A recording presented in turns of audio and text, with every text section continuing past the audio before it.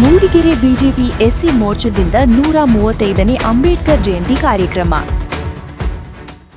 ಜಾತಿ ಮತಗಳಿಗಿಂತ ದೇಶ ಮೊದಲು ಎಂದು ಡಾಕ್ಟರ್ ಬಿಆರ್ ಅಂಬೇಡ್ಕರ್ ಹೇಳಿದ ಹಾಗೆ ಅವರ ತತ್ವವನ್ನೇ ಬಿಜೆಪಿ ಅಳವಡಿಸಿಕೊಂಡು ಪಾಲಿಸ್ತಾ ಇದೆ ಎಂದು ಕೊಳ್ಳೇಗಾಲ ಶಾಸಕ ಎನ್ ಮಹೇಶ್ ಹೇಳಿದರು. ಅವರು ಮೂಡಿಗೆರೆ ಬಿಜೆಪಿ ಕಚೇರಿಯಲ್ಲಿ ನಡೆದ ಅಂಬೇಡ್ಕರ್ ಜಯಂತಿ ಕಾರ್ಯಕ್ರಮ ಉದ್ಘಾಟಿಸಿ ಮಾತನಾಡಿದರು. ನಮ್ಮ ದೇಹದಲ್ಲಿ ಉಸಿರಿರುವವರೆಗೆ ಈ ದೇಶದ ಸ್ವಾತಂತ್ರ್ಯ ಉಳಿಸಿಕೊಳ್ಳಬೇಕೆಂಬುದು ಅಂಬೇಡ್ಕರ್ ಅವರ ಆಶಯವಾಗಿತ್ತು. ಜಾತಿ ಮತವನ್ನು ದೇಶಕ್ಕಿಂತ ಮೇಲಿಡುವ ಕೆಲಸ ಮಾಡಿದರೆ ಸ್ವಾತಂತ್ರ್ಯ ಮತ್ತೊಮ್ಮೆ ಕಳೆದುಕೊಳ್ಳುವ ಸ್ಥಿತಿ ಬರುತ್ತದೆ. ಹಾಗಾಗಿ ಎಲ್ಲರೂ ಸಮಾನತೆಯ ಹಾದಿಯಲ್ಲಿ ನಡೆಯಬೇಕಿದೆ ಎಂದು ಹೇಳಿದರು. ಭಾರತ ಮಾತೆ ತನ್ನ ದೇಶಕ್ಕೆ ಬಂದಂತ ಸ್ವಾತಂತ್ರ್ಯವನ್ನ ಕಾಪಾಡಿಕೊಳ್ಳೋದೋ ಅಥವಾ ಕಳ್ಕೊಳ್ಳೋದೋ ನನಗೆ ಗೊತ್ತಿಲ್ಲ. This is the first thought that comes to my mind. ನನ್ನ ತಲೆಗೆ ಬರ್ತಾ ಇರೋ ಮೊದಲನೇ ಆಲೋಚನೆ ಇದು. It is not that India was never an independent country. Bharat ಯಾವತ್ತೂ ಸ್ವತಂತ್ರವಾಗಿರಲಿಲ್ಲ ಅನ್ನೋದಲ್ಲ. The point is that she once lost her independence here. ವಿಷಯ ಏನಂದ್ರೆ ಭಾರತಾಂಬೆ ತನ್ನ ಸ್ವಾತಂತ್ರ್ಯವನ್ನ ಕಳ್ಕೊಂಡಿದ್ದಾಳೆ ಅನ್ನೋದು ಮುಖ್ಯ.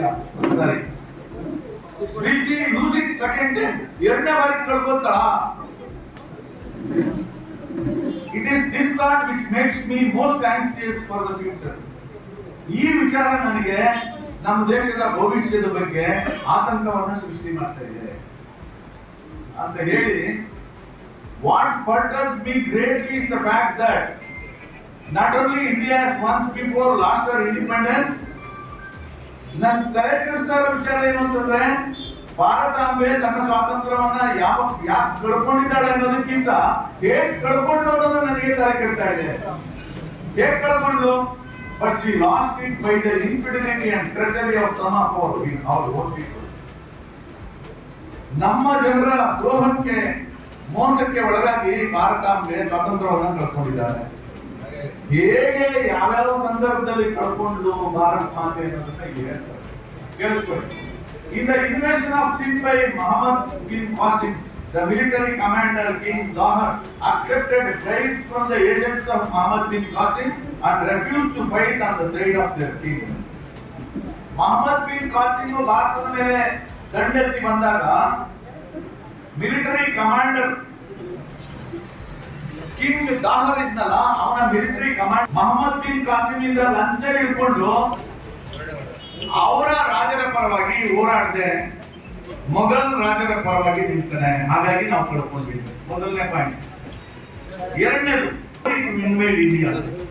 ಜಯಚಂದ್ ಇದ್ದಾನಲ್ಲ, ಅವನು ಮಹಮ್ಮದ್ ಗೋರಿನ ಸ್ವಾಗತ ಮಾಡ್ಕೊಂಡಿದ್ದು ಭಾರತಕ್ಕೆ ಅಂಡ್ ಫೈಟ್ ಅಗೇನ್ಸ್ಟ್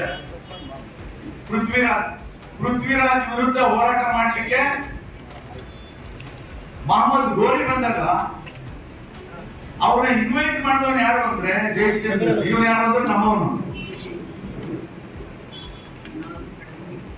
ಮಹಮ್ಮದ್ ಗೋರಿನ ಸ್ವಾಗತ ಮಾಡೋದಲ್ಲದೆ and promise in the help of himself and Solanki king. Solanki ರಾಜರುಗಳು ಮತ್ತು ನನ್ನ ಸಹಾಯ ಮಾಡ್ತೀನಿ ಅಂತ ಹೇಳಿ ಆ ಮಹಮ್ಮದ್ ಗೋರಿನ ಭಾರತ ದೇಶಕ್ಕೆ ಕರ್ಕೊಂಡು. ಮೂರನೇದು, when Shivaji was fighting for the liberation of Hindus, the other Maratha noblemen and the Rajput kings were fighting the battle on the side of Mughal emperor. Shivaji ಮಹಾರಾಜ ಹಿಂದೂಗಳನ್ನ ಬಿಡುಗಡೆ ಮಾಡಲಿಕ್ಕೆ ಹೋರಾಟ ಮಾಡ್ತಾ ಇರುವಾಗ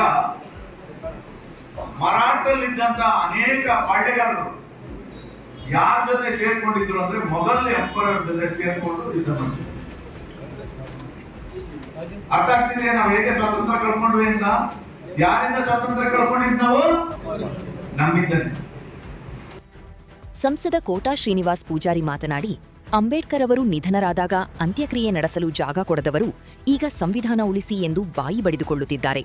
ಆದರೆ ಪ್ರಧಾನಿ ನರೇಂದ್ರ ಮೋದಿಯವರ ಸರ್ಕಾರ ಆಡಳಿತಕ್ಕೆ ಬಂದ ಬಳಿಕ ಅಂಬೇಡ್ಕರ್ ಅವರನ್ನು ಸಂಸ್ಕಾರ ಮಾಡಿದ ಸ್ಥಳ ಪುಣ್ಯಭೂಮಿ ಎಂದು ಘೋಷಿಸಿತು.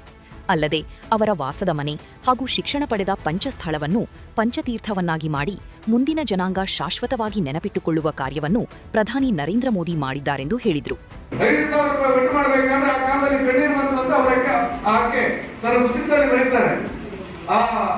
ಸಂಸ್ಕಾರಕ್ಕೆ ಜಾಗ ಕೊಡದಿದ್ದು ಪುಣ್ಯಾತ್ಮರು ಇವತ್ತು ಪಾರ್ಲಿಮೆಂಟಿನಲ್ಲಿ ಎದುರುಗಡೆ ಕೂತ್ಕೊಂಡು ಸಂವಿಧಾನವನ್ನು ಉಳಿಸಿ ಅಂತ ಹೇಳಿದಾಗ ಯಾರು ಸಂವಿಧಾನ ಉಳಿಸಬೇಕು ಅಂತ ಪ್ರಶ್ನೆಗಳು ಮೂಡುವುದು ಸಹಜ ಅಂತ ಅನ್ಸ್ಬಿಡುತ್ತೆ. ಇವತ್ತು ನರೇಂದ್ರ ಮೋದಿ ಅವರನ್ನ ನಾವು ಯಾಕೆ ಸಮರ್ಥನೆ ಮಾಡಬೇಕು ಅಂತ ಹೇಳಿದ್ರೆ, ಬಾಬಾ ಸಾಹೇಬ್ ಅಂಬೇಡ್ಕರ್ ಅವರನ್ನ ಸಂಸ್ಕಾರ ಮಾಡಿದ ಜಾಗವನ್ನ ಪುಣ್ಯಭೂಮಿ ಅಂತ ಹೇಳಿ ಘೋಷಣೆ ಮಾಡಿದವರು ನರೇಂದ್ರ ಮೋದಿ ಅವರು. ಬಾಬಾ ಸಾಹೇಬ್ ಅಂಬೇಡ್ಕರ್ ಅವರನ್ನು ಕಲಿಸುವಂತ ಲಂಡನ್ನ ಶಾಲೆಯನ್ನ ಸರ್ಕಾರ ಹಣ ಕೊಟ್ಟು ಖರೀದಿ ಮಾಡಿ ಅವರ ಶಿಕ್ಷಣ ಮಾಡಿರುವಂತಹ ಶಾಲೆಯನ್ನ ಅವರ ಒಂದು ನೆನಪಿನ ಸ್ಥಳವಾಗಿ ಮಾಡಿದವರು ನರೇಂದ್ರ ಮೋದಿ ಅವರು. ಅವರು ಹುಟ್ಟಿದ ಮನೆಯನ್ನ ಜಗತ್ತಿಗೆ ಅತ್ಯಂತ ಅರ್ಥಪೂರ್ಣವಾಗಿ ಕಟ್ಟಿಸಿ ಆ ಮನೆ ಒಂದು ಕಲಾತ್ಮಕವಾದ ಮನೆ ಕೊಟ್ಟು ಅದರ ವಸ್ತು ಸಂಗ್ರಹ ಮಾಡಿದವರು ನರೇಂದ್ರ ಮೋದಿ ಅವರು.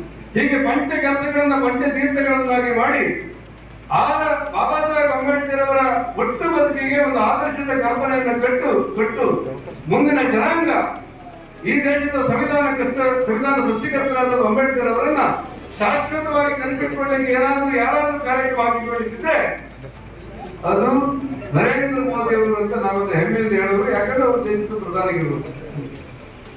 ವಿಧಾನ ಪರಿಷತ್ ಸದಸ್ಯ ಸಿಟಿ ರವಿ ಮಾತನಾಡಿ, ಅಂಬೇಡ್ಕರ್ ಅವರು ಒಂದು ಜಾತಿಯ ನಾಯಕನಲ್ಲ, ಅವರು ರಾಷ್ಟ್ರಪುರುಷ.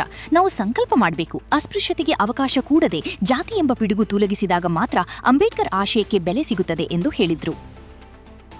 ಯಾಕೆ ಅಂದ್ರೆ ಡಾಕ್ಟರ್ ಅಂಬೇಡ್ಕರ್ ಅವರು ನಮ್ಮ ಪಾಲಿಗೆ ಜಾತಿಯ ನಾಯಕ ಅಲ್ಲ. ನಮ್ಮ ಪಾಲಿಗೆ ಡಾಕ್ಟರ್ ಬಿ.ಆರ್. ಅಂಬೇಡ್ಕರ್ ಒಬ್ಬ ರಾಷ್ಟ್ರಪುರುಷ. ಯಾರು ರಾಷ್ಟ್ರಪುರುಷ? ಯಾರು? ಅಂಬೇಡ್ಕರ್ ಅವರು ನಮ್ಮ ಪಾಲಿಗೆ ರಾಷ್ಟ್ರಪುರುಷ. ಈಗ ನಾವೊಂದು ಸಂಕಲ್ಪ ಮಾಡಬೇಕು. ನಾವು ಕಾಯ ವಾಚ ಮನಸ್ಸ ನಮ್ಮ ಮನೆಯಲ್ಲಿ ಮತ್ತು ನಮ್ಮ ನಾವು ಜಾತೀಯತೆಯನ್ನು ಲೀಡ್ ಮಾಡಲ್ಲ, ನಾವು ಅಸ್ಪೃಶ್ಯತೆಗೆ ಅವಕಾಶ ಕೊಡಲ್ಲ ಅನ್ನುವಂಥ ಸಂಕಲ್ಪ ಮಾಡಿ ಈ ಒಂದು ಜಯಂತ್ಯೋತ್ಸವವನ್ನು ಆಚರಣೆ ಮಾಡಿದ್ರೆ ಆಗ ಅದು ಸಂವಿಧಾನ ಶಿಲ್ಪಿ ಡಾಕ್ಟರ್ ಬಿ.ಆರ್. ಅಂಬೇಡ್ಕರ್ ಅವರ ಬದುಕಿನ ರೀತಿಗೆ ಮತ್ತು ವಿಚಾರಕ್ಕೆ ಕೊಡುವ ಗೌರವ ಆಗುತ್ತೆ ಅಂತಕ್ಕಂಥ ಮಾತನ್ನು ಹೇಳ್ತಾ ಸಾಮಾಜಿಕ ಕಾರ್ಯಕರ್ತ ಶ್ರೀಕಾಂತ್ ಶೆಟ್ಟಿ ಮಾತನಾಡಿ, ಅಂಬೇಡ್ಕರ್ ಅವರು ಈ ರಾಜಕೀಯ ವ್ಯವಸ್ಥೆಯಿಂದ ಈ ದೇಶದ ಸ್ವಾತಂತ್ರ್ಯ ಮತ್ತೊಮ್ಮೆ ಕಳೆದುಕೊಳ್ಳೋ ಸ್ಥಿತಿ ಉಂಟಾಗಿದೆ ಎಂದು ಅರಿತಿದ್ದರು. ಹಾಗಾಗಿ ಅವರು ರಾಜಕೀಯ ಮೀರಿದಂತ ಈ ರಾಷ್ಟ್ರದ ಕಲ್ಪನೆ, ದೇಶದ ಸಾರ್ವಭೌಮತ್ವ ಉಳಿಸಲು ಚಿಂತನೆ ನಡೆಸಿದ್ದರು ಎಂದು ಹೇಳಿದರು. ಈ ಅಹಿಂದ ಅನ್ನುವಂಥದ್ದನ್ನು ಹೊರತು ಹೊಸ ಒಂದು ಇದನ್ನು ಶಬ್ದವನ್ನು ಆರಂಭ ಮಾಡಿದ್ದಾರೆ. ಎಲ್ಲ ವೋಟ್ ಬ್ಯಾಂಕಿನ ರಾಜಕಾರಣಿಗಳು, ಅಲ್ಪಸಂಖ್ಯಾತರು, ಹಿಂದುಳಿದವರು, ದಲಿತರು, ಇದಿಷ್ಟು ಸೇರಿ ನಾವು ಗೆಲ್ಲಬಹುದು. ಇದೆಲ್ಲ ರಾಜಕೀಯ ಲೆಕ್ಕಾಚಾರ. ಈ ರಾಜಕೀಯ ಲೆಕ್ಕಾಚಾರಗಳ ಬಗ್ಗೆ ಅಂಬೇಡ್ಕರ್ ಅವರು ಅವತ್ತು ನೆನಪು ಮಾಡಿದರು. ನಾವು ಜಾತಿ ಹೆಸರಲ್ಲಿ ಆಲ್ರೆಡಿ ಹಂಚಿ ಹರಡಿ ಹೋಗಿದ್ದೀವಿ, ಭಾಷೆಯ ಹೆಸರಿನಲ್ಲಿ ಆಲ್ರೆಡಿ ಹಂಚಿ ಹರಡಿ ಹೋಗಿದ್ದೀವಿ, ಪ್ರಾದೇಶಿಕವಾಗಿ ಪ್ರತ್ಯೇಕವಾಗಿದ್ದೀವಿ. ಈ ಸ್ವಾತಂತ್ರ್ಯವನ್ನ ಕಳೆದುಕೊಳ್ಳೋದಕ್ಕೆ ಇನ್ನೊಂದು ಕಾರಣ ಸೇರ್ಕೊಳ್ತಾ ಇದೆ. ಅದು ಯಾವುದು ಕೇಳಿದ್ರೆ ಈ ದೇಶದಲ್ಲಿ ರಾಜಕೀಯ ವ್ಯವಸ್ಥೆ. ಈ ಎಚ್ಚರಿಕೆಯನ್ನ ಅಂಬೇಡ್ಕರ್ ಅವರು ಅವತ್ತೇ ಕೊಟ್ಟಿದ್ರು. ಹಾಗಾದ್ರೆ ಮಹೇಶ್ ಅವರು ಓದಿದ್ರು. ಆದ್ರೆ ಈ ಎಲ್ಲ ರಾಜಕೀಯವಾದಂತಹ ರಾಜಕೀಯವನ್ನ ಮೀರಿರುವಂತ ಒಂದು ರಾಷ್ಟ್ರದ ಕಲ್ಪನೆಯನ್ನ, ಒಂದು ದೇಶದ ಸಾರ್ವಭೌಮತೆಯನ್ನು ಉಳಿಸೋದ್ರ ಬಗ್ಗೆ ಅಂಬೇಡ್ಕರ್ ಅವರು ಯೋಚನೆಯನ್ನು ಮಾಡಿದರು.